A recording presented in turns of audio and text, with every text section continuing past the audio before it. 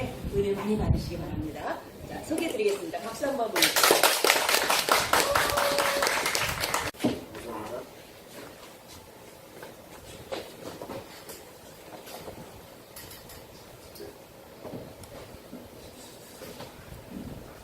네, 반갑습니다. 장신대 김철웅입니다. 저는 원래 전공이 신학입니다. 신학 중에서 제가 전공은 바울신학이고요. 바울신학은 기본적으로 신약성경의 바울이 쓴 편지 연구하는 분야인데요. 그래서 저는 본업은 이제 성경을 연구하는 게 제 본업인데, 몇 년 전부터 교육 문제에 대해서 제가 이렇게 좀 얘기하고 글도 쓰고 활동을 하다 보니까 여기저기서 교육 문제에 대해서 좀 이렇게 강연을 자주 받게 됐어요. 특히 이번에 6월 13일에 교육감 선거가 있다 보니까 교육에 대한 관심이 더 커지고, 그래서 제가 오늘은 우리나라 교육, 특별히 이제 전교조 측에서 지금 어떤 방향으로 교육을 끌고 가려고 하는지, 그분들의 지금 마음속에 어떤 생각이 들어있는지를 제가 오늘 좀 이렇게 말씀을 드리려고 합니다. 즉, 이번 6월 13일 교육감 선거에서 우리가 불행하게도 크게 대패하고 전국 17개 선거구에서 4년 전의 결과처럼 대부분의 선거구에서 친전교조 성향의 교육감이 당선됐을 경우에 우리나라의 교육이 어떤 방향으로 나갈 거냐, 이 사람들이 어느 방향으로 끌고 갈 거냐, 그거를 제가 지금 미리 말씀을 드리는 겁니다. 그래서 일단 듣고 나시면 이거 이렇게 허망하게 지면 안 되겠다, 우리가 이번 교육감 선거에서 반드시 승리하겠다, 이제 그런 생각이 더 절실하게 드시게 될 거라고 믿습니다. 제가 오늘 소개해 드리려고 하는 자료는 작년 5월 31일에 국회의원회관에서 열린 교육 세미나입니다. 제목이 문재인 정부의 성공적인 교육개혁 추진을 위한 정책 토론회, 이렇게 해서 이제 문재인 정부가 막 시작하자마자 어떻게 하면은 문재인 정부가 성공적 교육개혁을 할 수 있겠느냐, 그래서 소위 말하는 이제 좌파 교육 진영에 내노라 하는 사람들이 모여서 국회의원들의 후원을 받아서 좌파 교육단체가 주도가 돼서 한 정책 토론회입니다. 그 토론회 자료집이 이제 발간이 돼서 그 자리에서 이렇게 나눠준 거죠. 제가 그거를 이제 입수해서 한번 읽어봤습니다. 쭉 읽어보니까 내용에 이제 좀 심각한 문제들이 있어서 좀 심각한 문제들을 제가 직접 발췌를 해서 여러분에게 소개를 드리는 겁니다. 여러분이 잘 아시다시피 조혜연 지금 서울시 교육감이시죠. 그분이 새 정부의 성공적인 교육개혁 추진을 위한 정책 제안이다. 정책 제안이라고 해서 이런 제목의 글을 발표하셨는데요. 그 글에 이런 대목이 있습니다. 성적이 우수한 학생에 대한 선발권이 있고 일반 학교의 3배 이상의 학비를 받아 귀족 학교라는 비판을 받는 국제중학교를 비롯한 외고, 자사고, 자율형 사립학교라는 말의 준말이죠. 등의 학교들은 그 혜택을 거두어들여 일반 학교로 전환해야 한다. 초등학교 때부터 입시 경쟁과 사교육으로 학생들을 내몰고 교육 불평등을 확대하는 대표적인 학교 유형들이기 때문이다. 그렇게 이제 글을 썼습니다. 지금 현재 우리나라의 이 중고등학교 교육 제도를 이렇게 보시면요, 대부분의 이제 그 공립학교들이 이렇게 있는데, 특별히 학생들이 갖고 있는 특별한 그런 재능이라든가 그 학생들의 능력을 충분히 이렇게 개발시키기에는 우리나라의 공립학교의 현재 교육 시스템이라는 게 거의 획일적이기 때문에, 그리고 그 수준이 매우 낮고 효율성이 떨어지기 때문에 학부모들 입장 그리고 학생들의 입장에서는 보다 양질의 교육, 또 특별히 우리 자녀가 갖고 있는 그런 자질, 어떤 잠재력이 특별한 경우에는 그것을 충분히 개발할 수 있는 그런 교육을 하는 학교가 이제 요구되고 필요한 겁니다. 그래서 이제 생겨난 것이 외국어 학교, 자율형 사립학교라는 건데요. 특별히 자율형 사립학교라는 것은 학생을 선발할 때 우선 선발할 수 있는 선발권을 줬습니다. 그래서 전기와 후기 모집이라고 그러는데 전기 모집을 할 수 있게 허용을 해줬어요. 그때 정부에서 그거를 약속해주고 자율형 사립학교로 많은 학교들이 전환하게끔 그렇게 유도한 겁니다. 그래서 정부의 약속에 의해서 이제 만들어졌는데 이번에 김준건 교육장관이죠. 이분이 딱 들어온 다음에 전기 모집을 못하게끔 그렇게 제도를 졸지에 바꿔버린 거죠. 그래서 원래 이제 여러분들의 자녀가 중학생이라면 얘를 그래도 우리 동네에 있는 자율형 사립학교에 보내겠다. 그리고 이제 입학원서를 쓰는 거죠. 만약에 거기서 추첨을 하고 이렇게 면접을 하고 해서 만약에 떨어지면은 그러면 자연스럽게 후기로 가서 후기에는 이제 그 컴퓨터로 집 근처 배정을 하는 그런 방식에 의해서 배정을 받아서 전기에 탈락되더라도 뽑히지 않더라도 불이익이 없는 상태였습니다. 그런데 이번에 전기 모집을 아예 없애버려서 어떻게 되냐면 만약에 우리 아이를 자율형 사립학교에 입학 신청해서 떨어지면은 동네에 있는 가까운 학교로 배정되지 못하는 거예요. 왜냐하면 이미 거기는 배정이 끝나버린 거예요.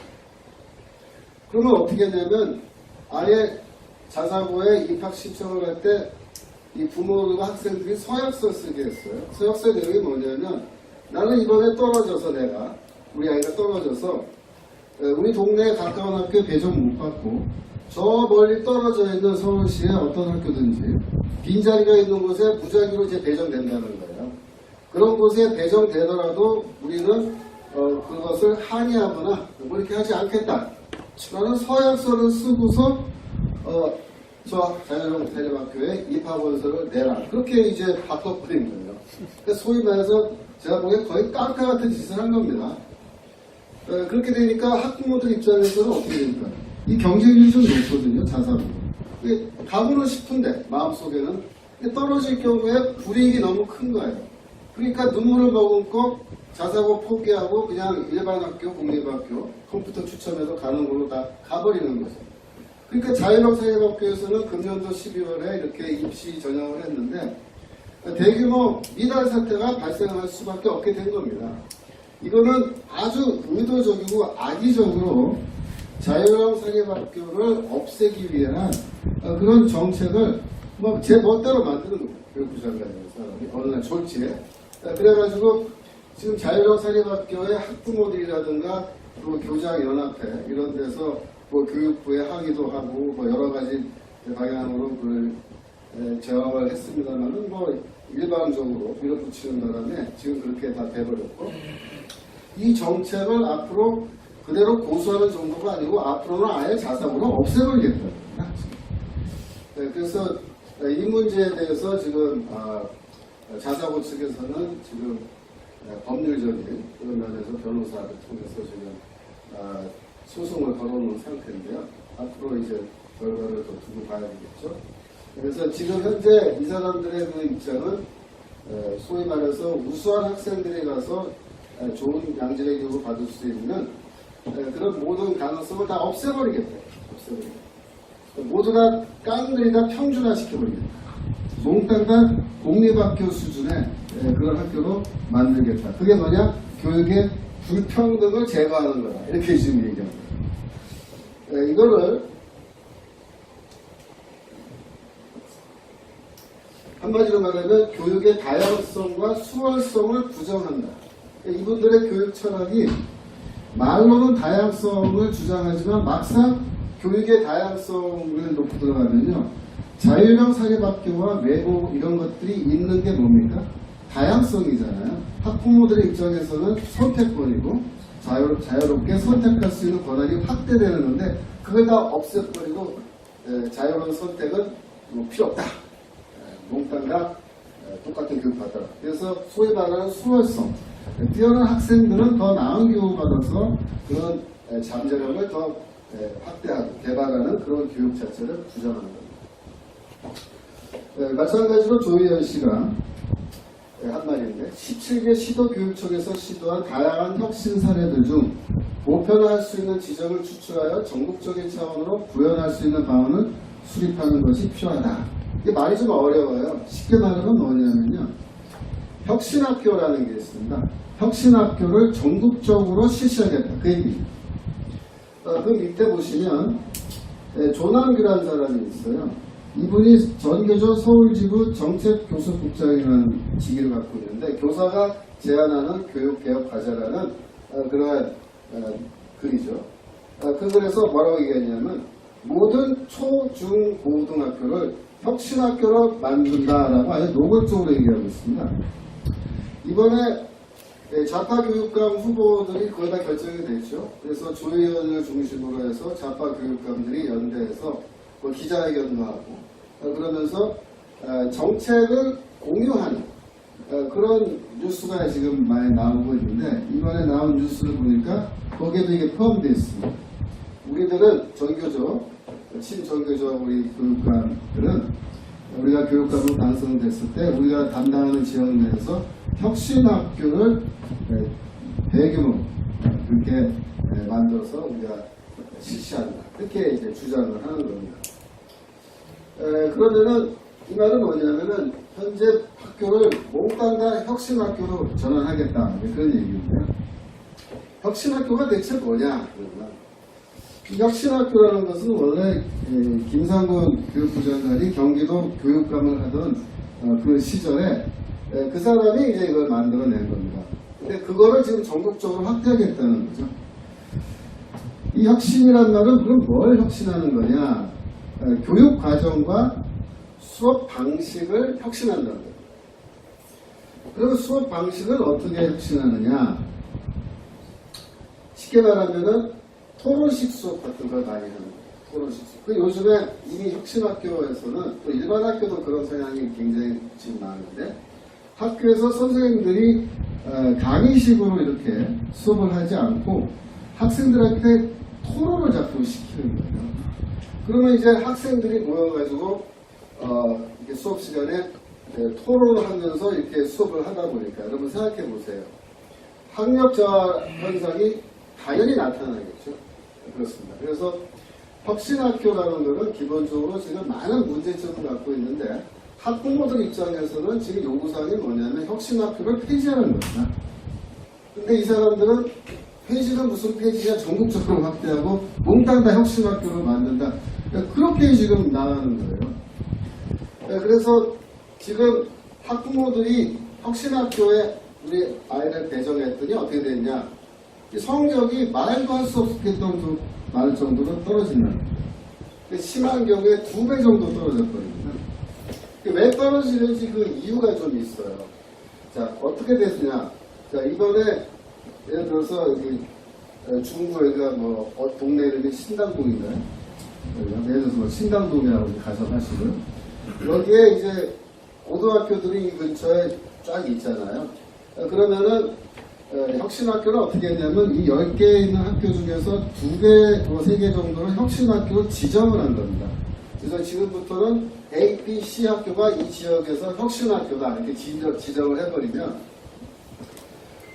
그때 당시에 교사들이 이동을 할 수 있게끔 허용을 해줬어요.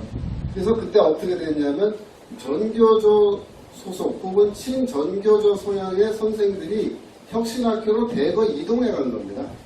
그거를 교장 선생님들이 적극적으로 이렇게 밀어줬어요. 그러니까 내가 이 학교의 교장인데 우리 학교는 혁신학교로 지정이 안 됐어요. 근데 옆에 학교가 지정됐는데 교사 이동할 수 있다 그러니까 우리 학교의 선생님들이 일부가 나 그쪽으로 가겠다 그런 거예요. 그러니까 가만히 이렇게 보니까 누가 가려고 하나 그거 보니까 이제 그 주로 전교조 혹은 친전교조 성향의 그런 선생님들이 나 글로 가겠다 그런 거예요. 그러니까 이분들이 속으로 어떻게 해야 돼요? 잘 됐다, 잘 됐다. 마음대로 얼마든지 갈 수 있도록 우리가 다 도와주겠다 해서 등 떠밀어서 글로 다 이제 보내다 보니까 그쪽에 다 옹기종기 모였잖아요. 그러니까 이제 그 혁신학교에서는 다른 학교보다 전교조 소속 또 그런 성향의 선생님들의 비율이 압도적으로 높은데 이런 분들이 어떻게 했냐면은 거기서 소위 말해서 교육 행정 인력을 지원받았습니다. 이 말이 어려운데 쉬워요.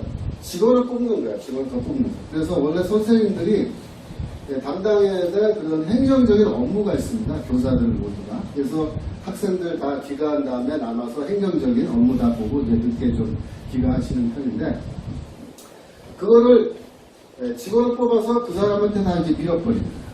그 선생님들이 집행을 합니다. 이제 이런 일들을 하는 거고 그런 건 이제 애교로 봐줄 수 있는 거죠. 애교로. 심각한 문제는 주요 사항은 교직원 회의에서 결정한다. 이렇게 돼 있습니다. 이게 무슨 말이냐면 모든 학교마다 선생님들의 교직원 회의라는 게 있잖아요. 그러면 이 혁신학교에서는 회의를 할 때 어떻게 되냐면 이렇게 말하는 거예요. 교장 선생님 또 교감 선생님 그동안 학교에서 수고 많이 하셨는데 오늘부터 이 혁신학교에서는 우리 교직원 회의를 할 때 교장 선생님도 n분의 1의 자격과 결정권을 갖고 여기 참여하시는 겁니다. 그렇게 말합니다. n분의 1. 인민위원회. 그러니까 지금 현재 이 학교에 혁신학교에 이제 갓 교사 임용받아서 6개월 된 교사가 있다고 가정합시다. 그 사람과 이 학교의 교장 선생님이 둘 다 똑같이 n분의 1의 발언권과 의사결정권을 갖는 겁니다. 이해되세요? 안 됩니다. 이해가 안 이게 돼요. 뭐냐면은 교육 현장에서의 모든 위계 질서를 완전히 무너뜨리는 겁니다. 이거를 누가 하냐? 혁신학교의 전교조 교사들이 하는 겁니다. 이거를 전국적으로 확대하겠다는 거예요. 그래서 교장 선생님, 교감 선생님은 뭐냐면요. 이 교직원 회의에서 형교사들이 결정한 사항을 실행한 뒤에 보고하는 거예요. 거기에. 그거 하는 거지 이거 뭐 없습니다. 근데 이런 현상이 혁신학교에서만 있다고 생각하시면 안 되고 지금 대부분의 일선 학교에 이런 현상들이 지금 파급되고 있습니다. 저희 사촌 형님이 모 고등학교 교장이에요. 교장 선생님이신데 원래 다른 데 계시다가 이제 다른 데 교수로 있다가 그 학교에 이제 교장으로 가셨어요.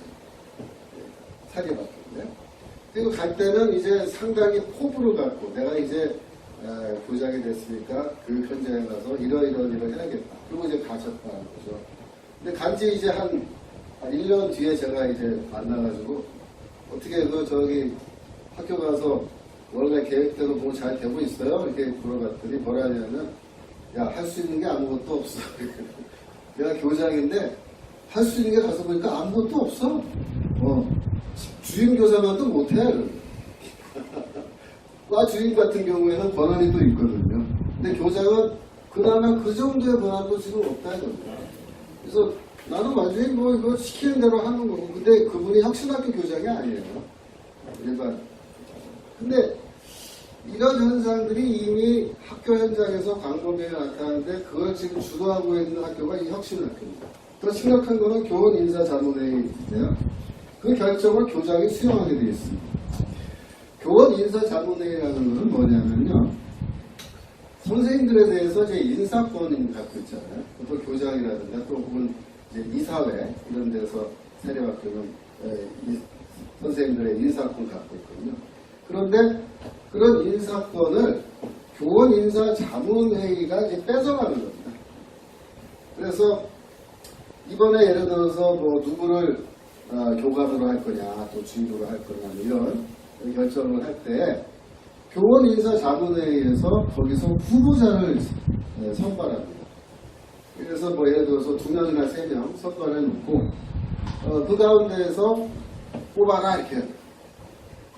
그러면은 벌써 선택의 폭이 확 줄어들잖아요. 근데 이미 교원 인사자문회에는 뭐 여기가 워낙에 전교조 교사들이 많지만 그쪽에서 다 장악하고 있는 거고 거기서 이제 선발한 사람을 뭐 A건 B건 뽑아라 이렇게. 제가 충실고등학교라고 기독교 학교입니다. 서울시에 있고, 제가 그 학교에 그 임시이사로 있어요. 그 학교에 이제 좀 분쟁이 생겨가지고 서울시 교육청에서 그러니까 조희연 교육감이 저를 이제 그 학교에 임시이사로 파송한 거죠. 할 때 저는 그 학교 동문입니다. 그래서 동창회에서 저를 추천을 해서 이제 형식상으로는 교육감이 저를 임시이사로 파송한 겁니다. 그래서 그 학교 가서 제가 인사로 일을 보고 있는데 한 몇 달 전이에요. 이사회에 모여서 모임이 있어서 갔더니 안건이 뭐 올라가냐면은 학교 그 규칙 개정이 올라왔습니다. 규칙 개정에 교원 인사위원회 자문이랑 똑같은 겁니다. 교원 인사위원회에 규칙 개정에 대한 안이 올라온 거예요. 그래서 제가 물었어요. 이 안이 어디서 온 거냐? 교육청에서 왔다. 그 내용이 뭐냐? 바로 저런 거예요.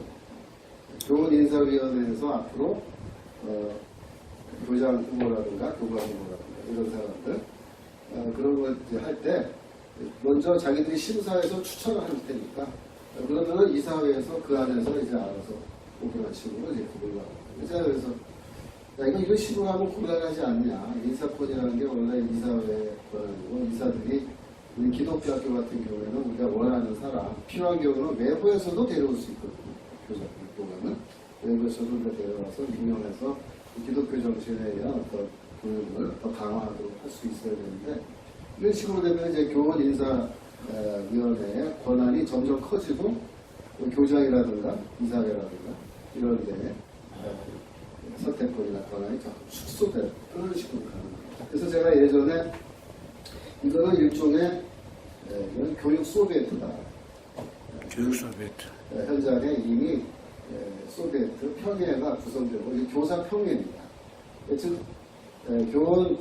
교직원 회의가 아주 n분의 1로 민주 집중제라는 거죠. 민주 집중제에 의해서 운영되는 교육 현장의 모든 위기질서 무너뜨리고 이렇게 돼가는 거는 이거는 교육 소비에트인데 이러한 혁신학교를 전국적으로 확대해서 초중 고등학교를 몽땅 다 혁신학교로 만든다면 그건 뭡니까?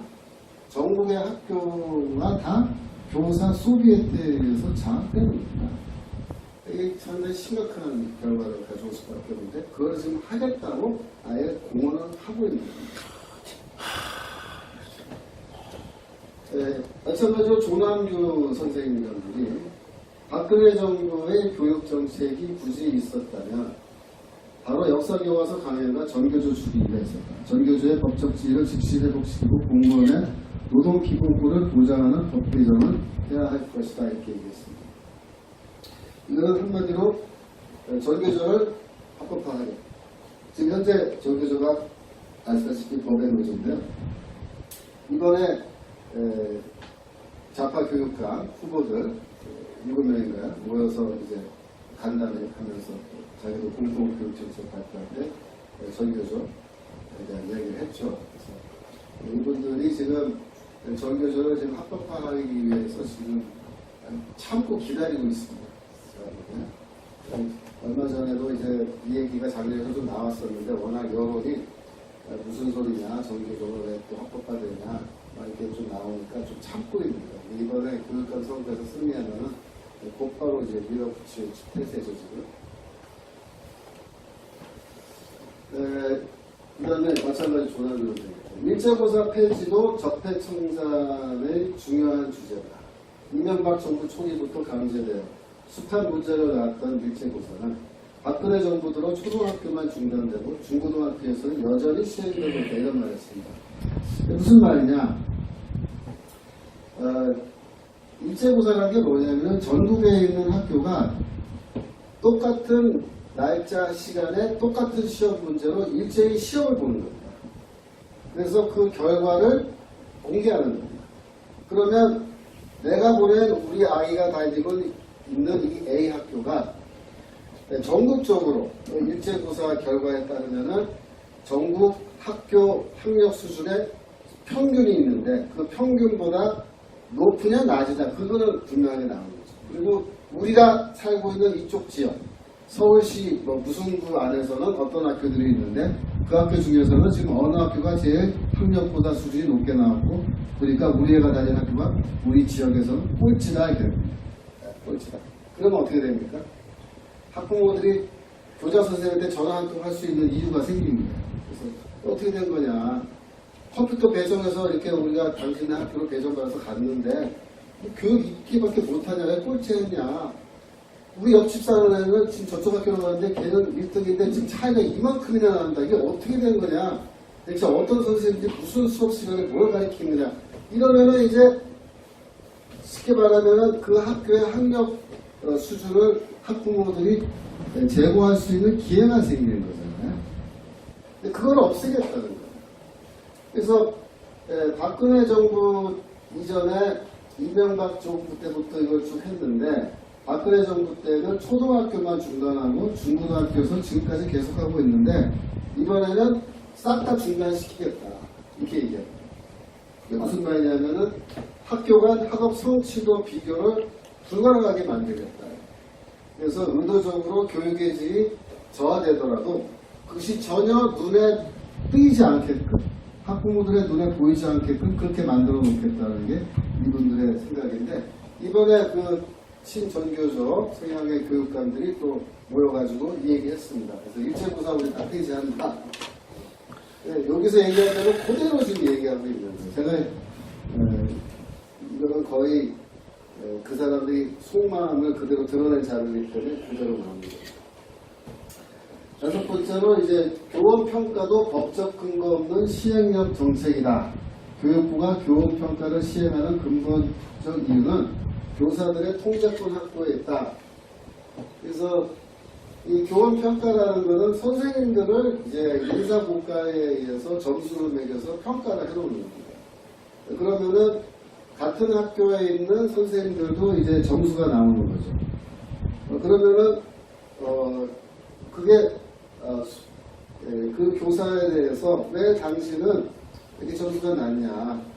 지금 수업의 질이라든가 뭐 학생 지도라든가 모든 면에서 이런 데는 하자가 있는 거 아니냐? 그리고 그걸 좀 향상시켜라. 이렇게 이제 압력을 가해서 그래도 노력해서 교육의 질을 향상시키게 되는 건데 그걸 못하게 하겠대요. 한마디로 우리는 평가받기 싫다 이거예요. 그러니까 세상에 선생님들이 우리는 평가하지 말라 이거를 아예 대놓고 지금 정책으로 요구하는 거예요. 왜 우리를 평가하려고 그러냐 이렇게 나오는 거예요. 그러니까 우리가 내가 여기서 뭐 교실에서 뭐 그야말로 뭐 엉망진창으로 뭐 수업 진행하고 막 학생들한테 뭐 어떻게 평가를 받건 난 상관없다 이거예요. 그래서 우리 통제하지 말라 아예 대놓고 이렇게 얘기합니다. 교사 각계의 평가를 획득해서 학업 성취가 낮은 교원을 통제하는 것은 아예 불가능하다고 말합니다. 그 다음에 이주호 교육부 장관이 정체에 빠진 학교는 개혁하겠노라고 도입한 공무교장제도는 결국 교장의 자격증을 가진 그들만의 리그로 전락하고 권위주의적인 기득권 교장 세력이 시장과 수요자 중심의 개혁조차 불복시킨 대표적 사례다. 이렇게 이제 비판을 해놓은 건데요. 이 공무교장 제도가 이제 이명박 대통령 때 이주호 교육부 장관이라는 분이 만들어놓은 제도입니다. 그 뭐냐면은 이제 평교사가 나이 먹고 승진하고 이렇게 해서 교장이 되는 건데 당신들이 교장이 되고 싶으면 그 전에 자격증을 따라야 돼요. 자격증은 어떻게 따르냐? 연수받는, 교육받는. 그러니까 놀지 말고 다른 선생님들 방학 때 놀 때 교장하고 싶으면 당신은 가서 공부 더 해라 이거. 그래야 교장할 거 아니냐. 자격증 따게끔 하는 거예요. 그래서 자격증을 있는 사람만 교장에 신청할 수 있게끔. 그러니까 공립학교에서 이제 교장을 뽑을 때 교장 신청서 받을 때 자격증 있는 사람만 내라 이거. 이렇게 만들어놨는데 그거 싫다는 거예요. 그거 없애버리겠다. 이미 없애버렸습니다. 사실 이거는. 김상곤이가 공무교장 제도를 이제 없애버리고 지금 어떻게 만들었냐면은 쉽게 말하면 자격증 없어도 누구든지 다 교장 신청할 수 있게끔 그렇게 만들었거든요. 이게 왜 이렇게 되냐면 이 전교조 교사들이 말이에요. 이제 슬슬 나이를 먹어가지고 지금 교장을 할 수 있는 나이대에 진입하기 시작한 겁니다. 이 사람들이 교장하고 싶은 거예요. 근데 가만히 보니까 그동안 자격증을 안 따놓고 그냥 쉽게 말하면 펑펑 노는 거예요. 그러니까 펑펑 놀았어. 지금 자격증이 없어서 교장을 못하게 되는데 그러면 아예 나는 반도했구나 이렇게 생각했는데 이분들은 뭐냐면 그 제도 없어요. 그 제도 없어. 그래가지고 없애버린 겁니다. 그래서 지금 현재 내부 교장 공모제가 뭐 이래가지고 지금 실시하는 게 이거예요. 그래서 평교사 중에서 원하는 사람들 누구든지 다 교장 공모에서 참여할 수 있다. 이렇게 열어놓으니까 어떤 결과가 나왔겠어요? 지난번에 이제 교장 선임할 결과가 나왔는데 신문이 나왔는데 전교조 출신 교사가 그 전보다 훨씬 그 비중이 증가하는 그런 결과가 온 건데요. 앞으로 계속 그런 식으로 나가요. 그러니까 지금 현재 우리가 이번에 뭐 예를 들어서 서울시 교육감 이걸 되찾아 오겠다고 지금 열심히 뭐 노력하고 있는데요.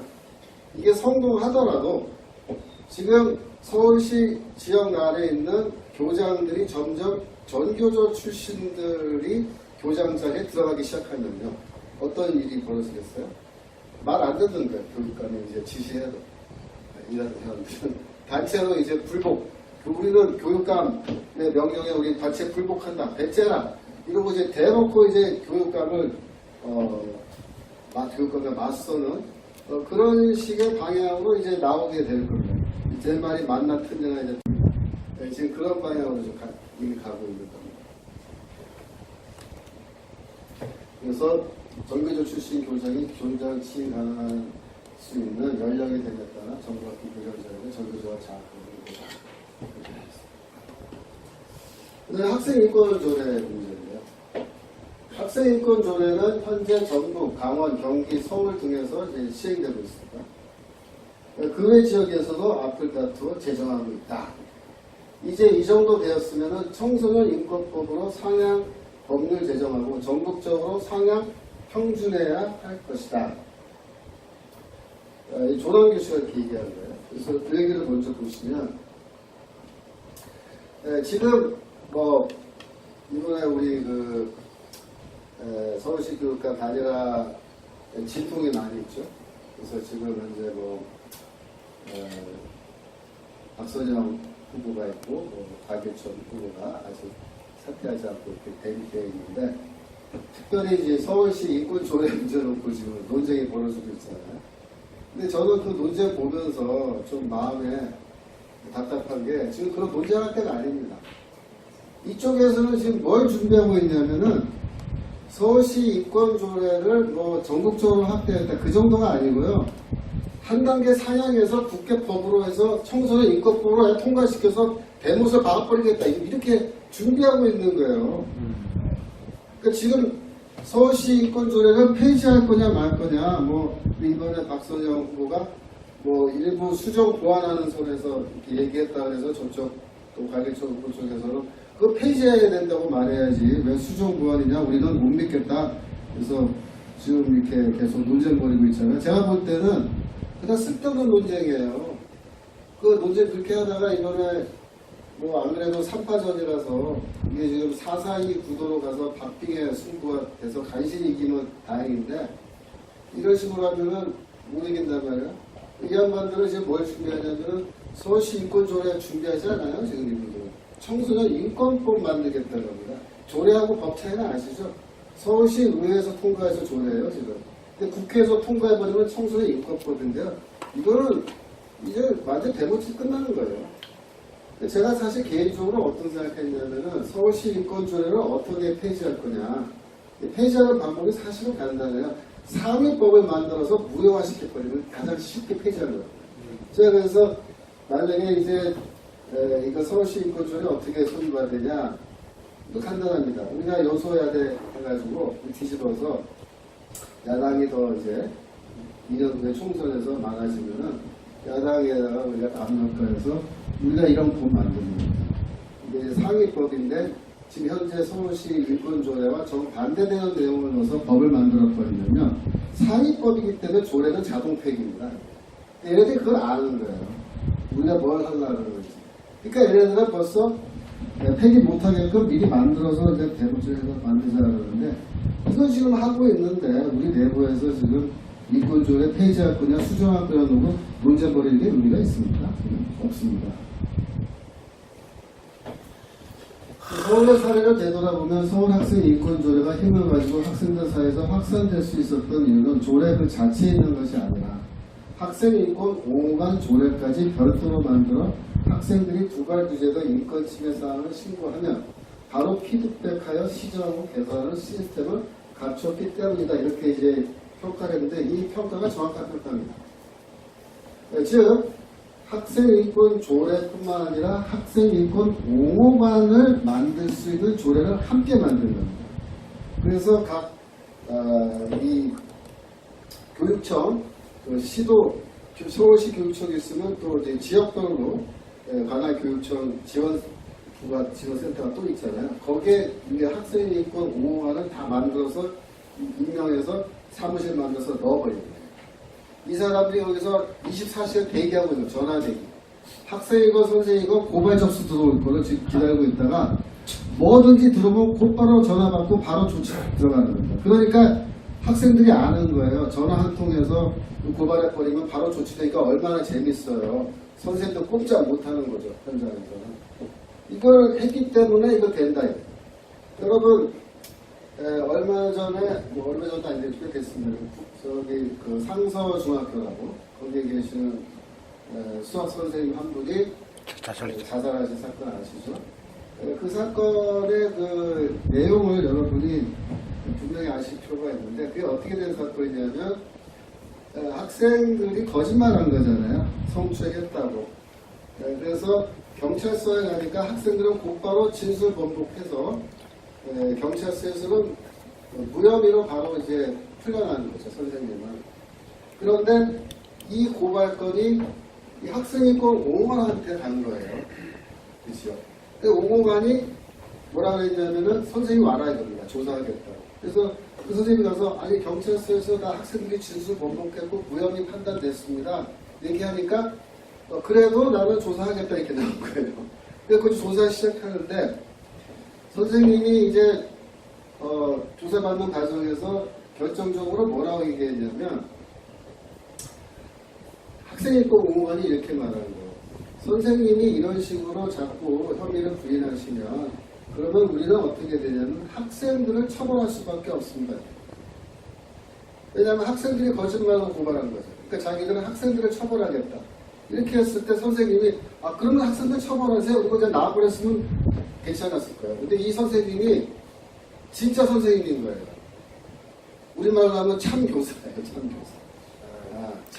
참교육이란 말이 이놈의 전교조가 쓰기 때문에 쓰기 싫지만 이분이 참교사예요. 그래서 뭐라 그랬냐면 이렇게 말하는 거예요. 그러면 내가 어떻게 하면 학생들이 징계를 벌을 받지 않겠습니까? 이렇게 물으니까 학생인권 옹호관이 그거는 선생님이 스스로 잘 생각해 보세요. 그리고 돌려보냈고 이 선생님이 집에 가서 고민을 한 거예요. 야 어떻게 하면 우리 애들이 처벌받지 않고 넘어갈 수 있을까? 그래가지고 결론이 뭐냐면 내가 가서 진술을 번복하면 되겠구나 이렇게 생각합니다. 그러면 자기는 어차피 경찰서에서 이 혐의가 없다고 무혐의 처리됐으니까 학생들이 진술 번복해서 자기는 처벌 안 받을 거고 그러면 자기가 교육청에 가서 학생보호관 앞에서 내가 성추행했다 라고 말하면 학생들도 처벌 안 받을 거라고 그렇게 생각하신 거예요. 그래서 진술 번복을 한 거예요. 그랬더니 학생인권 보호관이 그걸 근거로 해서 곧바로 교육청에 올리니까 교육청에서는 곧바로 징계 처리가 떨어져가지고 학교로 이제 징계하라고 하니까 학교에서 징계를 해버린 거예요. 이 선생님이 졸지에 징계 당해버린 거예요. 어떻게 보면 진짜 어처구니 없는 선생님의 선의에 의한 피해를 당하신 거죠. 그래서 그거를 바로잡으려고 백방으로 노력했는데 다 안 된다. 이렇게 된 거예요. 그래서 결국 그분이 이 문제 때문에 고민하시다가 자살을 결심하신 건데 가장 가슴 아픈 대목이 돌아가시기 전날 그 나이 많으신 어머님이 계셨는데 그 어머님 찾아가셔서 식사 대접 다 하고 또 그 어머니가 특별히 이제 과자 뭐 사탕 그런 걸 좋아하신대요. 그래서 그거를 잔뜩 사가지고 어머니 드시라고 그거 드리고 나서 그날 밤에 가서 목매어서 세상을 떠나신 사건인데 우리가 생각을 해보면 참 기가 막힌 사건입니다.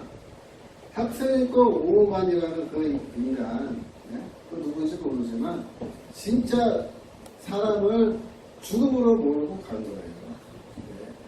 그러니까 우리가 이 학생인권조례라는 게 이게 진짜 나쁜 거고 학생들의 인권을 어떻게 보호하겠다고 주장하지만 선생님들의 인권이라는 거는 완전히 짓뭉개서 선생님들을 완전히 그냥 벌레만도 못한 존재로 만들어서 죽음에 이르게 하는데 그게 무슨 인권입니까? 인권이. 살인면허지. 아닙니까? 예. 이게 살인면허예요. 그래서 이런 학생인권 옹호관이라는 거는요, 저는 그렇게 생각합니다. 누구든지 아까 서울, 경기, 강원 이쪽 지역에서 교육감 되시는 분 계시면은 딱 자기 들어가자마자 학생인권 옹호관부터 모가지 날리고 그 사무실 폐쇄해야 됩니다. 맞습니다. 네, 그것부터 해야 된다고 봐요. 그래서 이거는 지금 이제 상당히 진짜 문제가 많은 시스템이거는 확실합니다. 그래서 청소년인권법으로 학생인권조례를 지금 격상하기 위해서 제가 보기에 이미 다 준비 다 끝났습니다. 시기만 지금 엿보고 있어요. 근데 시기는 보나마나 이번 교육감 선거 자기들이 승리한다고 지금 자신하고 있는데 그거 끝나면 곧바로 국회 올려서 밀어붙일 겁니다. 학생인권조례에 어떤 조항이 이제 문제가 되는지 제가 예를 들어서 서울시 학생인권조례 2장 학생인권 5조 차별받지 않을 권리라는 게 있는데요. 여기 보시면 학생은 성별, 종교, 나이, 사상 또는 정치적 의견, 성적 지향, 성별 정체성까지 들어갑니다. 등등을 이유로 차별받지 않을 권리를 가진다 이렇게 딱 되어 있습니다. 5조에 보면은 5조 3항이죠. 학교의 설립자, 경영자, 학교 교장 및 교직원, 선생님이죠. 그리고 학생은 1항에서 예시한 사유로 이룬 차별적 언사나 행동, 혐오적 표현 등을 통해 다른 사람의 인권을 침해해서는 안 된다고 해서요. 혐오적 표현을 해도 그건 인권 침해다 이렇게 되어 있습니다. 이 혐오적 표현이 뭐냐? 상대방이 들었을 때 쉽게 말하면 기분 나쁜 얘기입니다. 내 기분을 상하게 하는 그런 표현하면은 곧바로 그 인권 침해고 전화 한 통 하면은 학생인권 옹호관이 출동하는 겁니다. 그래서 바로 처벌 들어가는 거예요, 이제. 그래서 이게 작년 가을에 이미 서울시 인권조례가 시행에 들어갔습니다. 지금 시행 중이에요. 근데 이걸 시행에 들어갈 때 조희연 교육감이 각 학교 일선학교에게 공문을 보냈습니다. 공문을 보내서 학부모들에게 가정통신문을 보내라 이거예요. 학생인권조례가 실시되니까 여기에 대해서 알려야 된다. 이렇게 하면서 특별히 이 혐오적 표현에 대해서 학부모들이 이해가 쉽게 하기 위해서 자기가 예를 들어줬어요. 예를 들어서 이렇게 하면은 인권 침해 당한다. 그래가지고 거기 보면은 그 신문기사에다 놨습니다. 뭐라고 썼냐면은 아이들이 학생들이 학교에서 대화 중에 혹은 선생과 학생 사이의 대화 중에 그것이 비록 농담이라 할지라도 예를 들어서 야 너 게이야? 이렇게 한마디 하면은 그게 뭐냐? 혐오적 표현. 인권 침해. 그 말 들은 사람이 곧바로 전화해서 인권옹호관한테 전화 한 통 때리면은 바로 달려와서 뭐한다?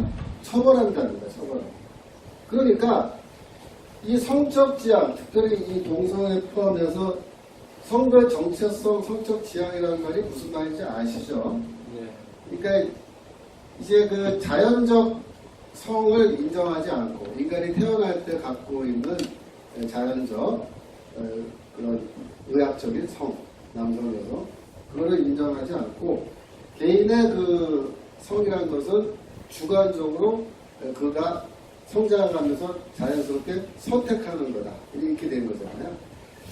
그래서 두 달 전에 미국의 인디애나 대학에서는 어떤 일이 벌어졌냐면 수업 중에 교수가 이 성적 정체성에 대해서 70여 가지의 종류가 있답니다.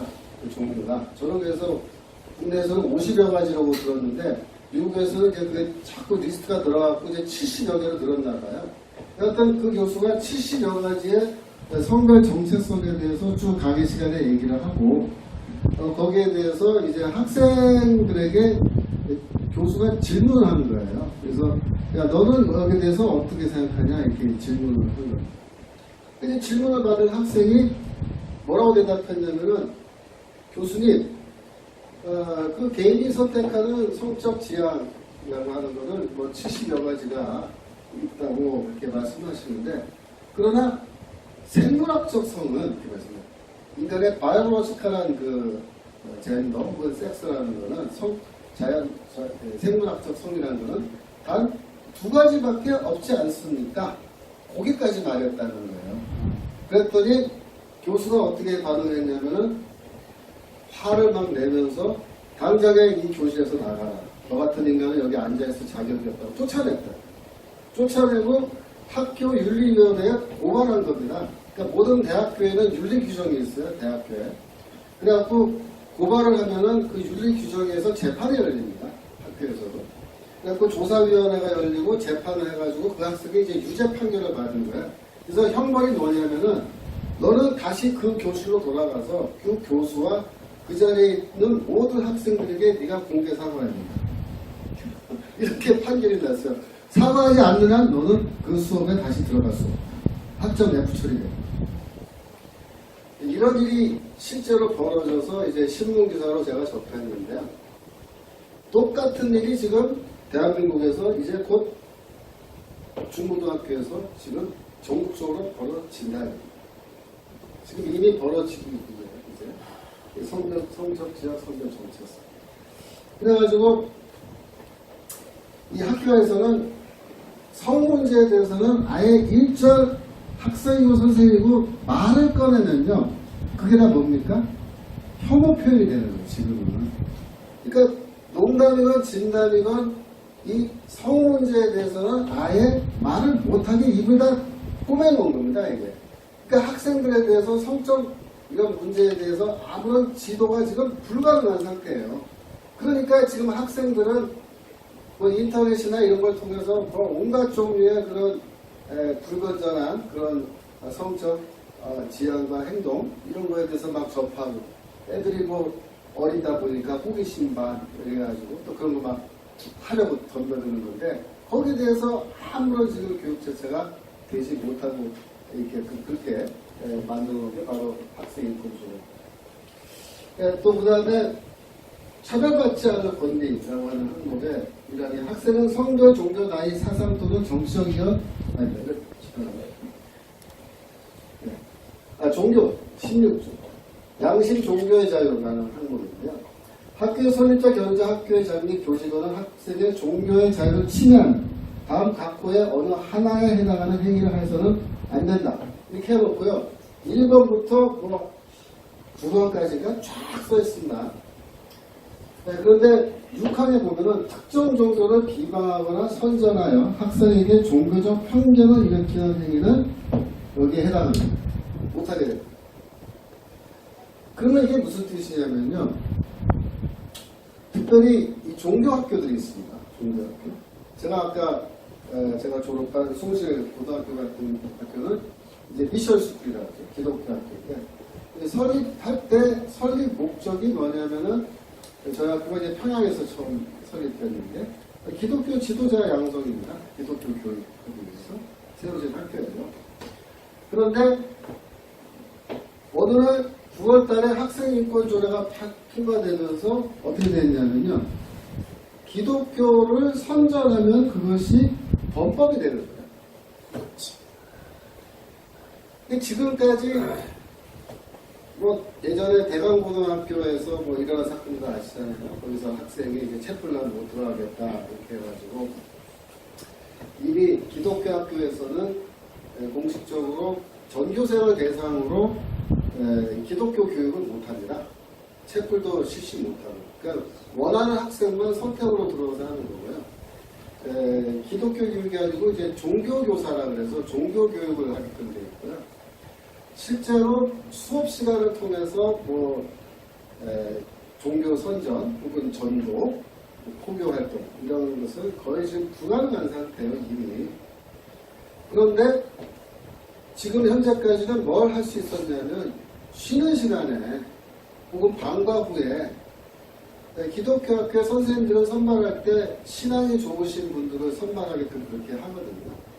그래서 선생님이 이제 학생 지도하고 이렇게 할 때 예를 들어서 이야기하다가 예를 들어서 야 한번 우리 교회 한번 나올래? 이렇게 얘기할 수 있는 거죠. 또 이런 게 우리가 믿는 복음이라는 거야. 이렇게 복음을 설명할 수 있는. 친구들 사이에서도 야 우리 교회 한번 갈래? 나는 이런 걸 믿어. 이렇게 얘기할 수 있는 거잖아요. 대화 속에. 근데 그걸 아예 못하게 돼요. 쉬는 시간에도 못합니다. 그러니까 수업 시간에 못하는 건 지금까지 당연한 거고 체플에도 못하는 거고 그나마 쉬는 시간 혹은 방과 후에 이런 걸 할 수 있는데 이제는 학교 안에서 종교 얘기를 꺼내면 그것이 기독교건 불교건 뭐 천주교건 간에 종교를 꺼내서 선전하면 뭐예요? 너 나한테 종교적 편견을 지금 일으키는 했다. 위헌 아닌가요? 그래서 지금 이거를 우리가 위헌 소송을 해놓은 상태죠.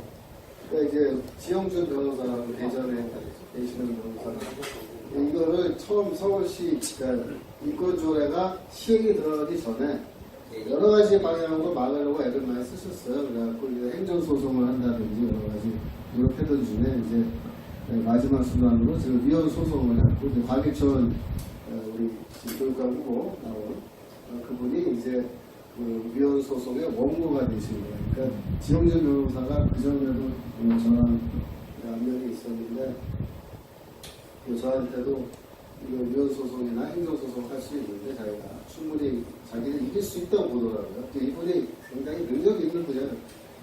이분이 원래 민변 출신 변호사입니다. 민변 소속인데 이제 동성애 문제 때문에 민변에서 갈등이 생겨서 나와서 그 다음부터는 이제 반동성애 진영에서 열심히 활동하시는 분인데 뭐 나름 굉장히 범위가 많으시고 그래서 자기 주변에서도 얘기 들어봤을 때뭐 굉장히 능력이 있고 승소 가능성이 없지 않다. 그래서 이번에 본인은 자기는 이길 수 있다 이렇게 얘기하더라고요. 8대0 판관들이 제대로 하겠습니까? 근데 이제 고민이 뭐였냐면 이제 원고가 있어야 되는데 원고가 최소한 교장 선생님이나 이사장이라야 된다. 학교 이사장. 그래야 이게 소송이 가능하다. 그래서 우리가 수소문을 했는데 참 찾기가 힘들었어요. 근데 이제 다행히 이제 디지털 고등학교 강의처럼 선생님이 내가 원고로 나서겠다라고 해서 이제 위헌 소송을 하는 거고 그게 사실 이번에 이제 교육감으로 나올 때 그분이 국정으로 가서 70에서 사후학교가 더불어서 두 가지가 우리 인파 진영에서는 상당히 매력적인 인적인 분야가 그래서 이제 많은 분들이 이제 특별히 기독교 진영 쪽에서는 그분을 지지하는 분들이 많이 생긴 동기가 된 겁니다. 그래서 지금 이렇게 되어 있는데 저는 제가 기독교 학교에 이사로 있습니다. 물론 임시이사였거든요. 그 학교 동문이기 때문에 제가 고등학교 시절에 받은 교육이 있잖아요. 그 시절에 우리가 받은 기독교 교육이 있는데 지금 제가 동문회 우리가 이제 반창회라 그래요. 3학년 2반 반창회를 지금도 친구들이 모여요. 가면 저녁 먹고 이제 같이 이렇게 둘러앉아서 고등학교 때 얘기를 하는데 선생님들 얘기를 많이 해요. 근데 선생님들 얘기할 때 보통 다른 학교에서는 그 선생님 뭐 욕을 많이 하는 걸로 알고 있으면 저희 학교는 그렇지 않습니다. 선생님들 누구 하면요. 학생 그 친구들이 그 선생님 정말 그때 충고하신 선생님 우리 사랑해주고 이렇게 했다. 이렇게 하면서 기본적으로 그게 왜 그러냐면 학생들끼리 얘기해요. 그분들이 다 기독교 신도들이고 우리는 정말 그 신앙 안에서 우리를 올바르게 인도하고 이걸 쓰셨다고 인정해요. 자기들이 교회를 안 다니는데도 그걸 인정합니다. 그래서 내가 그 학교를 다녀서 졸업하게 된 거는 참 다행스럽게 좋게 생각한다. 이렇게 우리가 얘기를 하거든요. 그거 보면서 학교에서 이제 기독교 교육하는 그런 학교 입장에서는 이걸 하는 것이 필요한 거고 또 그런 교육을 받았던 수혜자들도 평가를 할 때 결코 나쁘다고 평가하지 않습니다. 그런데 그 자체를 아예 못하게 만드는 건데 저희 입장에서는 학교 설립 목적 자체가 무효화된 겁니다. 제가 그래서 목사님들한테 그런 말을 해요. 목사님들, 이거 대체 이렇게 돼 있는데 설교 시간에 말로 한마디 하시나요? 지금 전국적으로 기독교 학교들이 상당수가 있고 상당수의 학교들이 오랜 역사를 갖고 있습니다. 근데 그 학교들이 지금까지 이렇게 몇 명을 유지해 올 정도가 아니고 대한민국 교육에 상당한 공헌을 하고 이렇게 해왔는데 오늘날 이 시점에 와서 그 학교 설립 목적 자체가 무효화되는 이런 인권조례 말도 안 되는 게 이런 게 시행이 돼가지고 우리는 대체 이 학교를 왜 하고 있는지 이걸 알 수 없게 돼버린 겁니다. 제가 지난번에 이사회를 숭실고등학교 이사회를 하면서 뭐 이런 조그만 안 끌어놓고 이사들이 뭐 옥신각신 하길래 제가 그랬어요. 아니, 지금 우리가 이런 중요하지도 않은 일 가지고 지금 옥신각신 할 때가 아니고 서울시 인권조례, 학생 인권조례 이거 말이에요. 이거 통과돼가지고 우리 학교의 설립 목적 자체가 지금 무효화됐는데 우리 이사들이 이렇게 가만히 있는다는 이게 말이 되냐 말이에요.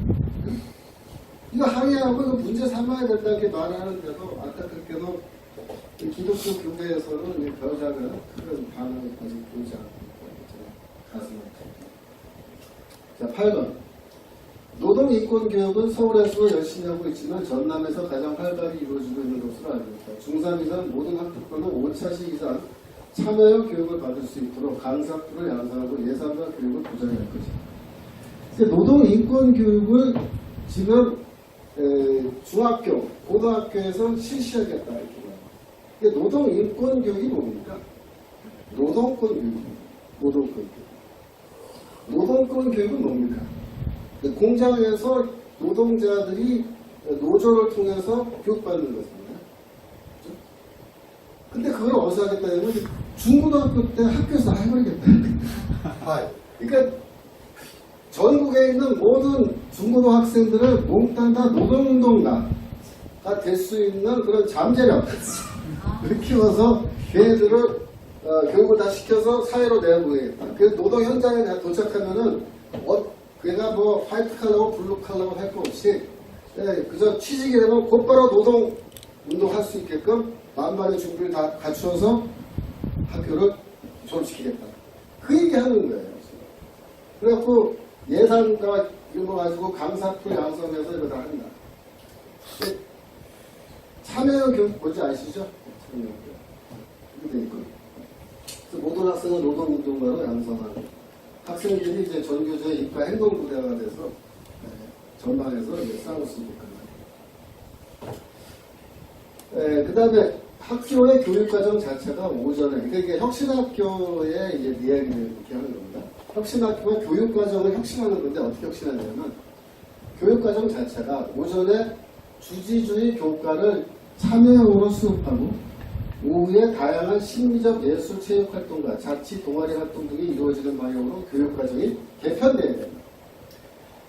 이게 주지주의 교육이 뭐냐면요. 선생님이 이렇게 학생들 앞에 서서 강의식으로 교육하는 게 주지주의 교육이에요. 정상적인 우리가 생각하는 학교 수업이죠.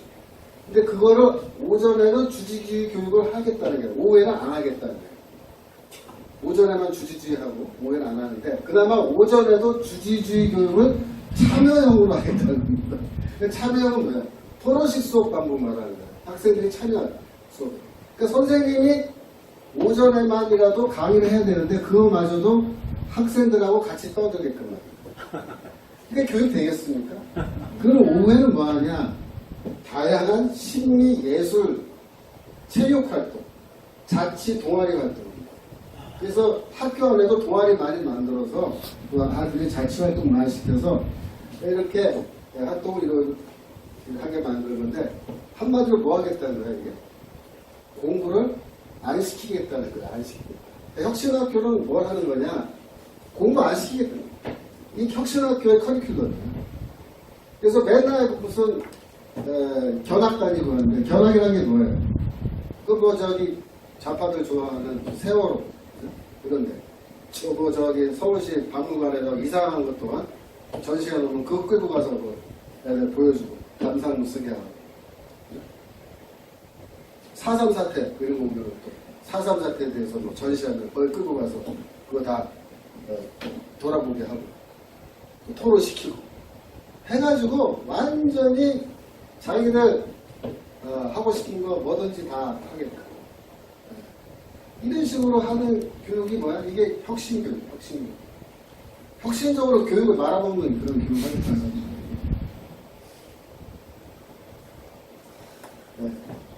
네. 문제는 뭐냐? 아까 말씀드렸죠. 혁신학교에 그 애들을 보낸 학부모들이 고민거리가 있다. 네. 애들이 성적이 떨어지잖아요. 그 성적 떨어지면 대학을 못 가잖아요. 그러니까 얘네들이 그걸 또 알아요. 그래서 혁신학교를 전국적으로 확대하면은 이제 공부 못하는 애들이 다량이 양산되는데 그래도 공부를 못해도 대학 가는 방법을 얘네들이 다 연구해 놓은 겁니다. 이게 제가 그걸 좀 소개해 드리는데 이게 뭐냐면 국립대 통합 네트워크랍니다. 국립대 통합 네트워크는 요새 말 안 하고 가만히 있는데요. 좀 있으면 나올 겁니다. 이제. 혁신학교 다 만들고 나면 요 얘기 바로 나오기 시작하는데 대학 간 서열을 없애는 제도예요. 그러니까 서울대 없애자 이런 말 많이 들었잖아요. 프랑스식으로 1대학, 2대학, 3대학 만들자. 요거랑 개념이 비슷해. 어떻게 하냐면은 3단계로 만듭니다. 네트워크를. 1단계 뭐냐면 거점 국립대 10여 개를 연결시킵니다. 그러면 각 지방마다 뭐 충남대, 충북대 뭐 이런 거 있잖아요. 경북대.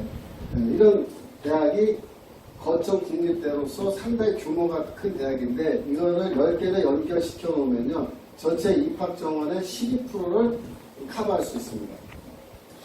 2단계는 뭐냐면 권역별 지역 중심 국립대가 또 있어요. 그러니까 충남대 뭐 이런 거 말고 그 지역에 조금 규모가 작은 국립대들이 또 있는데 그것들을 전국적으로 12개로 연결합니다.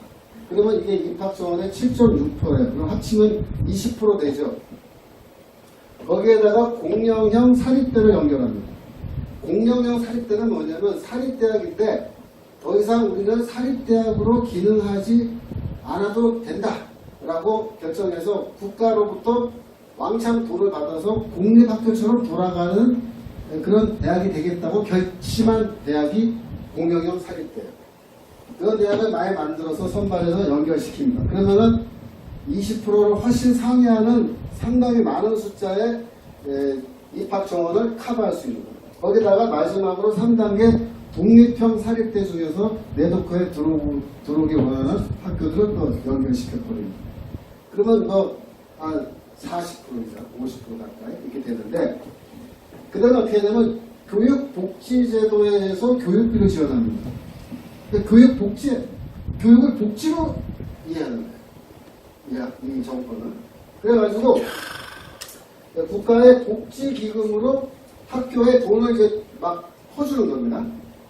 그러면은 이렇게 교육 자금을 엄청나게 퍼주는 대가로 뭘 요구하겠습니까? 입학 제도를 우리가 말하는 대로 바꿔라 이렇게 됩니다.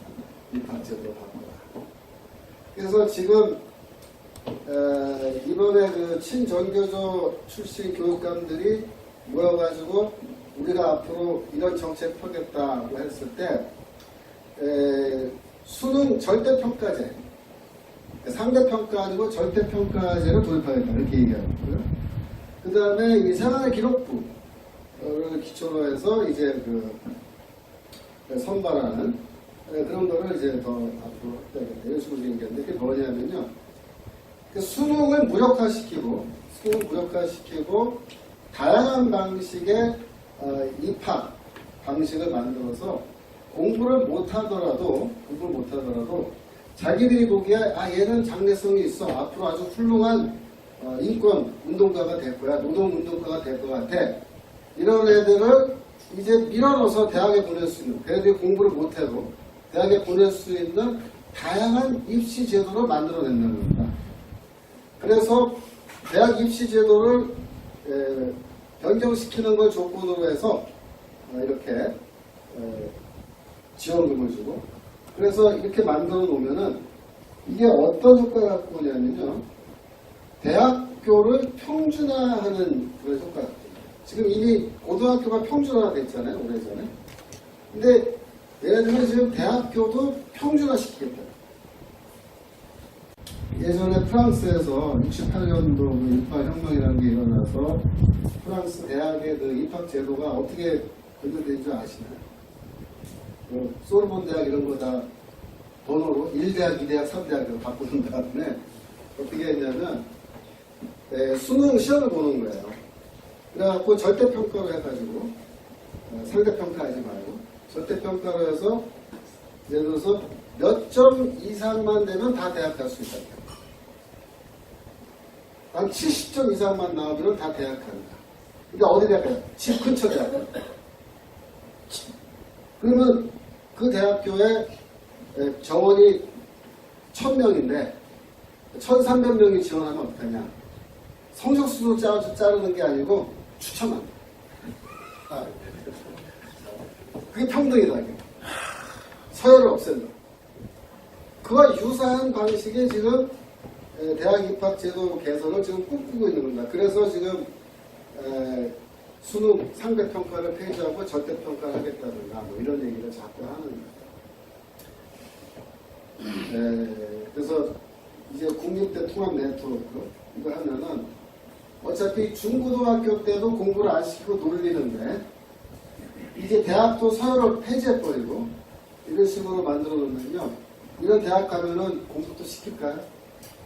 안 시켜요. 어차피 대학 간 서열이 이제 폐지된 상황이기 때문에 이제 하여튼 뭐 등록금은 국가에서 다 많이 내주는 거고 나는 그냥 거기서 또 이제 동아리 활동하고 이렇게 뭐 하면서 그냥 이렇게 하다 보면 또 졸업장 나오고 그다음에 나온 다음에 뭐야 이거 취직도 안 되잖아요. 그러니까 이제 또 불평불만 이렇게 쌓아야 가는 거고 그죠? 이게 이제 악순환으로 돌아가는 거예요. 지금 우리 같은 사람들을 위해서는 지금 무시무시한 지금 악순환의 미래가 지금 이제 예고되고 있는 거예요. 전교조에서 다 이렇게 하는 겁니까, 이걸? 네, 지금 현재 이 교육 정책을 주도하는 사람들이 이거 지금 다 이미 작년에 이거 다 토론이 끝난 거예요. 그 국립대 10개를 연결해가지고 하나의 이름을 가진 대학을 만든다는 건가요? 그 이름을 통일시키겠다는 거 아니고요. 그 이제 네트워킹을 하는데 이 네트워킹 목적이 뭐냐면은 대학 간의 서열을 없애서 평준화시켜가지고 이 네트워킹 상태는 뭐냐면은 동일한 종류의 교육과정, 입학제도 갖고 있는 그런 시스템으로 확장시키겠다. 그럼 예를 들어서 서울대, 충남대, 창원대 이런 데를 하나로 연결시키면 네. 거기 모든 교과 과정이 동일화되는 건가요? 그것까지는 아직 얘기를 안 하고 있는데 지금 이제 그런 방향으로 갈 공산이 커요. 그래서 지금 학교 간의 서열을 없애기 위해서는 교수들도 이제 막 이동을 시켜가면서 학생들도 이동 그렇죠. 시키고 네, 그래가지고 지금 학점만 따면 된다. 예, 어느 대학 출신이라는 졸업장 자체가 이제 무임해져버리는 그런 상태로 이제 만들어버리려고 하는 거예요. 그러니까 이게 거의 이거는 공산주의화. 예, 맞습니다. 이게 지금 공산주의도 저러진 않을 거예요. 네, 공산주의도 이 정도는 아니라고 또 맞습니다. 네, 그 다음에 창의력을 키우려면 권위주의와 남북대결 의식을 극복해야 한다. 전세적으로 유례없는 방공 이데올로기에 둘러싸여 사고의 지평이 딱 절반이다.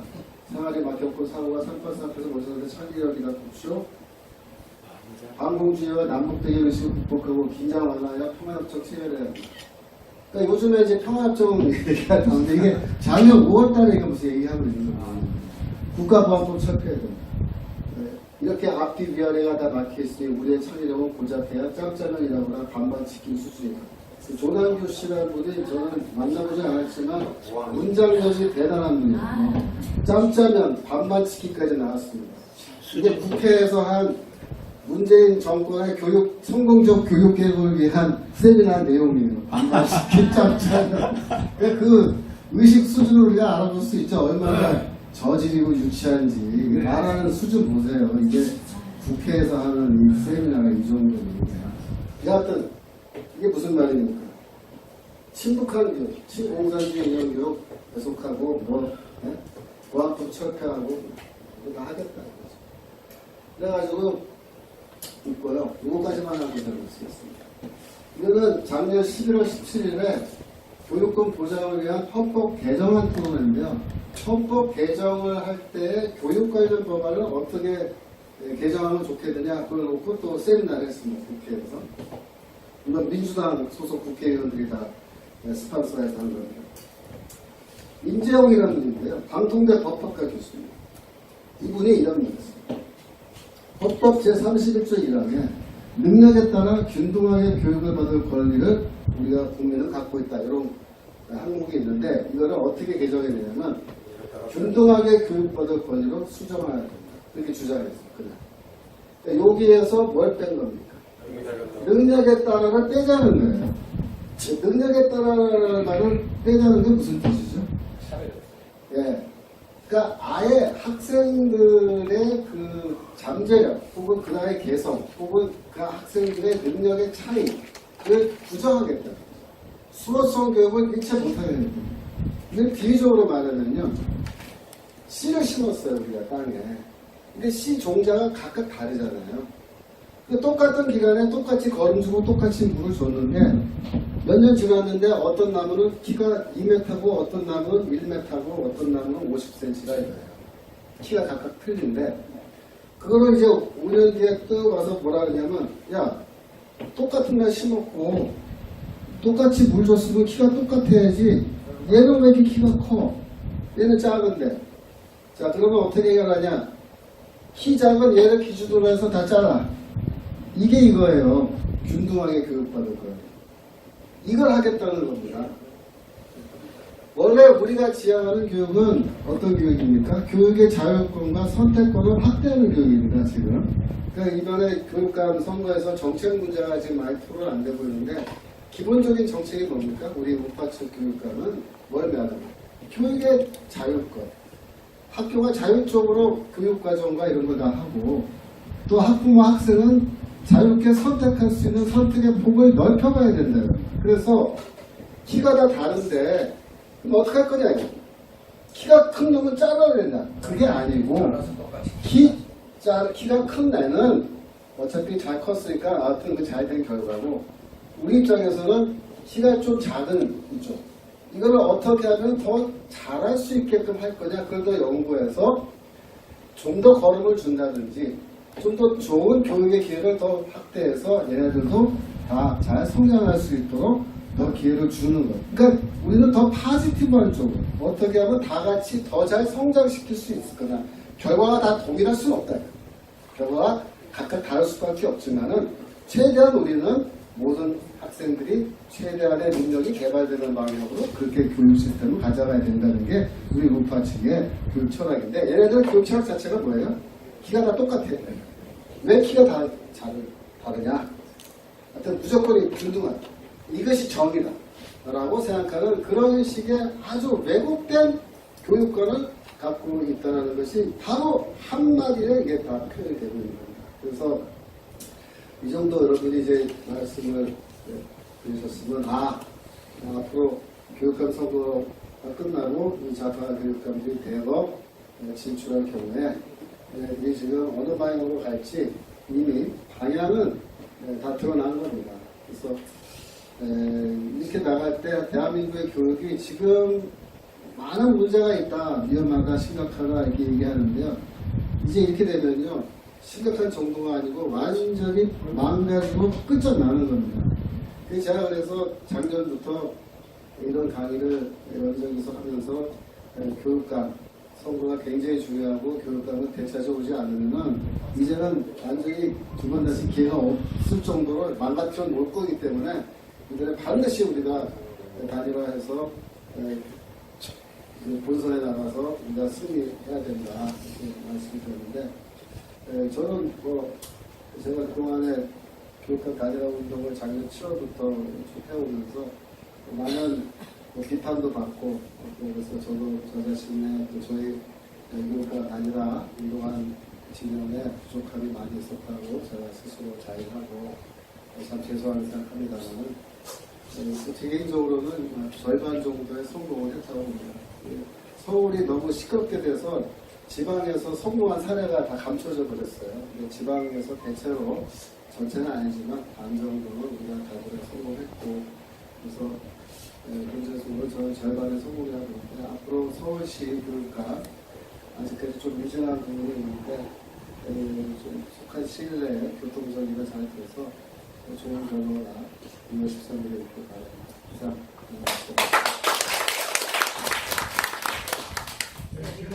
네.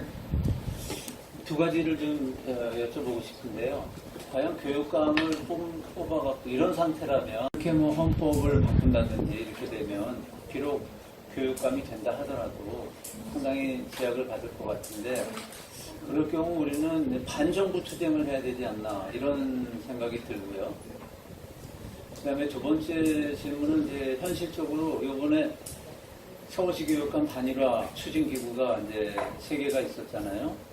근데 그 3기구가 불법적으로 민주적 정당성과 절차를 다 무시하고 거의 사기 수준으로 박선영 후보를 사실 그게 법적으로도 그렇고 논리적으로도 그렇고 단일화도 안 됐고 그 참가하지 않겠다고 내용 증명까지 보낸 사람들까지 껴 넣어가지고선 투표를 하고 그 결과를 언론에다가 알리고 어느 단체는 지금 투표도 끝나지도 않았는데 거기에 속한 사람이 나서서 뭐 단일화가 됐다 이런 식으로 얘기를 한 거에 대해서 정말 너무나 많은 분노와 실망을 하고 있는데 제 생각은 이런 경우에 그거를 무효화하고 단일화라는 거는 예를 들어서 6명이 했는데 4명이 참석하고 2명은 안 하고 그러면 또 4명끼리 또 하고 2차, 3차 해서 최종적으로 단일화를 리그전을 해야 되는 거 아닌가 그런 생각이 드는데 거기에 대해서 우리 교수님 의견은 어떠신지?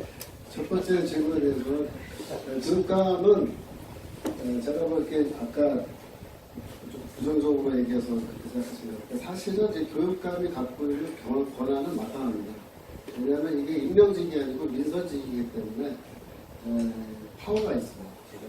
지금 대통령이 임명한 게 아니고 직접 선거에 의해서 지역 국민들이 뽑았기 때문에 쉽게 말하면 누구말도 듣지 않고 내가 나를 찍어준 사람들의 열망에 따라서 내가 교육정책을 펴도 누가 뭐라 그럴 사람이 없습니다. 두 번째로 교육감이 실제로 동원할 수 있는 상당한 자금이 있습니다. 우리나라의 교육 예산이라고 하는 것은 처음부터 예산을 잡을 때 교육 예산에 잡히면 교육위회의 다른 부분은 전용이 불가능합니다.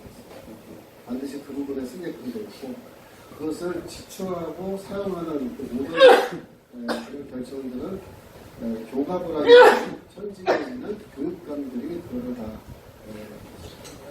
예산을 실시하고 사용하고 그렇게 되어 있기 때문에 실제로 교육감에 당선되면은 상당한 정도의 자율권을 갖고 이렇게 교육정책을 펴나갈 수 있는 여지가 열려 있습니다. 그래서 너무 이렇게 일반적으로 생각할 것은 아니라고 생각합니다. 두 번째 문제에 대해서는 제가 지금 이 자리에서 길게 얘기하면은 더 다른 논쟁을 또 나을 것 같아서 사실 말씀을 안 드리는 게 더 나을 것 같아요. 제가 가장 일반적인 말씀을 좀 드리자면 이번에 우리가 사실 여러 가지 면에서 절반의 성공인데 이번에 실패한 여러 가지 문제가 요정되는 그 근본적인 이유는 단일화의 방법론에서 합의가 이루어지지 않아서 그러니까 제가 처음부터 끝까지 과정을 내부에서 다 지켜봤는데 각 후보들 진영에서 자기들을 지지하는 분들이 이렇게 있을 수 있잖아요. 저는 그거는 당연히 좋은 현상이라고 봐요. 나는 어떤 후보를 지지한다. 저 그래서 예전에 검사련에서 우리가 어떤 후보를 지지한다고 발표했을 때 저희 내부에서 검사련에 찾아가서 항의해야 된다 그런 말을 하는데 제가 반대했어요. 왜 항의하냐? 개인이고 집단이고 나는 누구를 지지한다고 말하는 게 무슨 죄냐? 그걸 할 수 있다. 그럼 우리가 찾아가서 항의할 일은 전혀 아니다. 우리는 뭐만 얘기하면 되냐? 좋다. 당신들은 그분들 지지하셔야 된다. 그런데 그 지지하는 후보들이 다 우리 단일화 과정에 들어오셔야 된다. 우리는 그것만 얘기하면 된다. 이렇게 말씀드렸습니다. 그리고 두 번째로 이 단일화 기구라는 것은 처음부터 경기 스포츠 게임으로 비유하자면 이게 심판을 보는 거예요. 그러니까 선수들이 입장을 하고 선수들이 공정한 룰에 의해서 게임을 해서 승패로 가를 수 있도록 우리는 심판만 보는 거예요. 그게 단일화 기구예요. 원래. 그래서 저는 단일화 기구에 참여하는 모든 사람들은 쉽게 말하면 특정 후보를 지지하면 안 됩니다. 특정 후보를 지지하고 싶으면 나가서 그 후보 지지 운동을 하시거든요. 근데 아쉽게도 그런 원칙이 이번에 지켜지지 않네요. 어느 후보 치고 다 똑같습니다.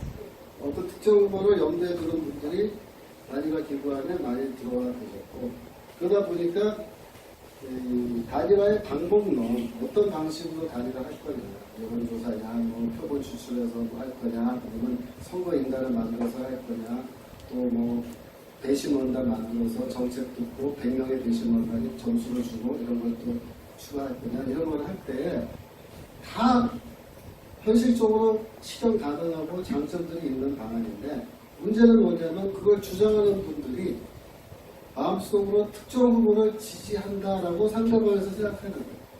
그러니까 저 사람은 저 후보를 지지하니까 저런 방식으로 하자 그러는구나. 이렇게. 그럼 나는 동의 못해요. 나는 이 후보 지지하니까. 저쪽에서는 내가 이렇게 하자고 제시하고 저쪽에서 그거는 당연히 네가 지지하면 그 후보를 위해서 유리한 방식이네. 나는 인정 못해주거든. 그래서 이 방식으로 끝까지 줄다리기를 하고 하다가 아주 진통을 겪었고 간신히 합의에 도달했으나 또 여러 가지 후속 문제가 발생하면서 그 약속들이 지켜지지 않고, 또 후보들은 단일화 기구를 보면서 당신네 누구누구는 누구 지지한다며, 당신들은 누구 지지한다며, 나는 그럼 안 들어가 있거든요. 그러니까 이 단일화 기구라는 거는요, 이번에 우리가 공통적으로 배운 교훈입니다. 이게 4년 후에 또 우리가 이 일을 해야 된다면 이번에 경험을 통해서 잘 반추하고 우리가 원칙을 다시 확인하고 두 다시 이런 실수가 되풀이되지 않아야 되는데, 제가 얘기하는 원칙은 뭐냐면 단일화 기구는 심판부 사람들만 그런 특정 후보를 지지하는 분들은 지지하는 순간 퇴출해야 됩니다. 이번에 퇴출하려고 했는데요. 퇴출하면 또 우리 안에서 싸움 난다고, 싸움 나서 막 치고받고 저거 뭐 단일화 한다는 놈들이 맨날 치고받고 터서 퇴출시키고 뭐 난리치네. 이렇게 또 나쁜 인상 줄까봐 그때 제가 퇴출해야 됨에도 불구하고 인내하고 참고 어떻게든 분열되지 않는 모습을 유지하면서 끝까지 가려고 했는데, 제가 지금 와서 생각해 볼 때는 좀 후회합니다. 솔직히 그때 퇴출하는 것이 옳다.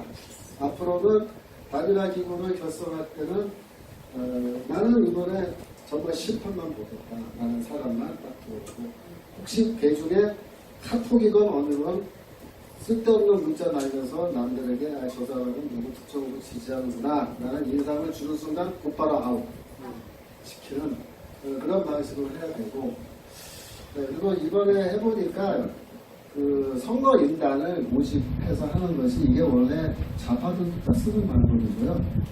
뭐 몇 명 안 되지 않냐는데 좌파들도 그거는 인원이 이렇게 많지는 않아요. 사실. 그래서 이거는 어디까지나 우파층 내부의 선거인단을 이제 모집하는 데 있어서 우리가 한계에 도달했기 때문인데, 작년 7월부터 뭐 예를 들어서 이선보에서 선거인단 모집을 시작했는데요. 우리 나름대로 최선에서 많이 모았는데 결과적으로 생각보다는 많이 모이지 않고 좀 부족했던 건 사실인 것 같아요. 그래서 그 선거인단을 모집을 해보니까 이게 왜 어렵냐면요. 예를 들어서 이 A 후보와 B 후보, A, B 후보를 놓고 투표를 했을 때 선거인단을 이제 구성하려면요. 개인이 거기에 개인적으로 가입을 할 수가 없게 되어 있습니다. 지금 현재 선거법상. 즉 단일화 투표를 하는데 일반 시민을 대상으로 이거를 문을 열어주는 불법이에요. 그럼 어떻게 되냐면 단일화 기구에 소속되어 있는 사람들끼리 투표를 해야 합법이죠. 그래서 예를 들어서 우리 교육감 선출 본부라고 우리가 만들었으면 우리감에 가입을 하셔야 되는데, 이 가입이 개인으로는 안 되고 단체로 오셔야 돼요. 단체. 예를 들어서 제가 공익인권민주연대라는 그 기관에 제가 대표로 있는데요. 저희가 회원이 한 200명 있어요. 이번에 저희가 저희 회원들 얘기해서 원하시는 분들 가입시켰거든요. 근데 200명이 다 안 들어가요. 하시다 보면. 이게 또 테크니컬한 문제도 있고 해가지고 그래서 예를 들어서 저는 90명 들어갔다 선거연단에 이렇게 단체로 회원을 확보한 사람들이 단체로 투표연단에 집어넣게 되는데요. 이런 회원을 확보하고 있는 기구들이 많지 않습니다. 심지어 학부모 단체조차도 그런 인원이 확보가 안 돼 있어가지고 뒤늦게서야 명단을 만들어서 넣다가 실패한다든지 이런 일들이 막 발생하는 거죠. 그래서 이제 내 사전으로 만약에 예상하면 우리가 여기 계신 분들 중에 단체 소속되어 계신 분들 많이 계시잖아요. 그러면 그런 단체의 회원을 일반 회원을 확보하셔야 됩니다. 지역별로. 그래서 서울시에 우리 회원들이 300명 있다, 400명 있다 그러면요. 다음번에 단일화 투표할 때 그 회원들을 다 가입시켜 주셔야 돼요. 근데 회비, 가입비 3천원이 돈이 액수가 커서 우리 못한다. 그러면 못하시는 거예요, 진짜. 그래서 회비로 저희는 충당을 했는데, 예를 들어서, 그러면은, 가입을 하면은, 순간적으로 100명, 200명 팍팍팍 숫자가 늘어나잖아요. 그래서 우리가 한 10,000명 정도 사이즈로 선거인단을 확보해야, 아까 말씀하신 것처럼, 좀 객관성 있고 공신력 있는 이런 투표를 통해서 이제 후보가 감별되는 그런 결과를 가질 수 있다는 거죠. 그래서 저는 이번에 이런 여러 가지 문제가 노정됐지만은 한 번도 가보지 않은 길을 우리가 처음 걸어가 보는 거고, 우리가 한 번도 걸어가지 않은 길을 이번에 걸어가 봤으니까 이번에 절반에 성공했지만 절반에 실패를 했으니까 왜 실패했는지 우리가 다음번에는 어떻게 하면은 이것이 더 성공률을 높일 수 있는지 그 길은 알았어요. 그 교훈을 반영해서 사회를 더 잘 할 수 있지 않을까 생각하는데 저 개인적으로 그것까지 하고 싶지 않습니다.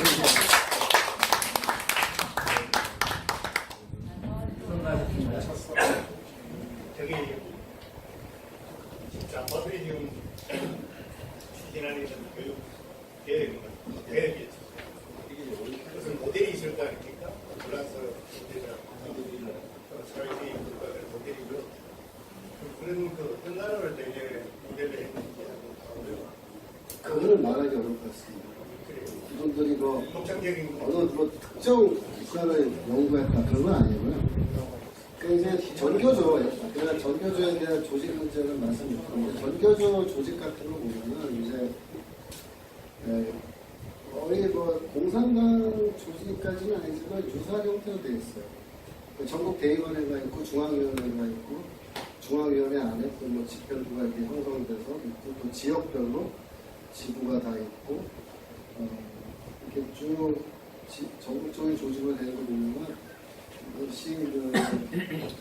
거의 정당 조직, 공산당 조직 이렇게 되어 있는데 그거를 중국이냐 일본이냐 러시아냐 어느 학교 어느 나라의 교육제도를 보든 그렇게는 어렵습니다. 또 질문하실 분 계십니까? 그러면 밤늦게까지 이렇게 열강을 해주신 교수님께 다시 한번 뜨거운 감사합니다. 김선 교수님께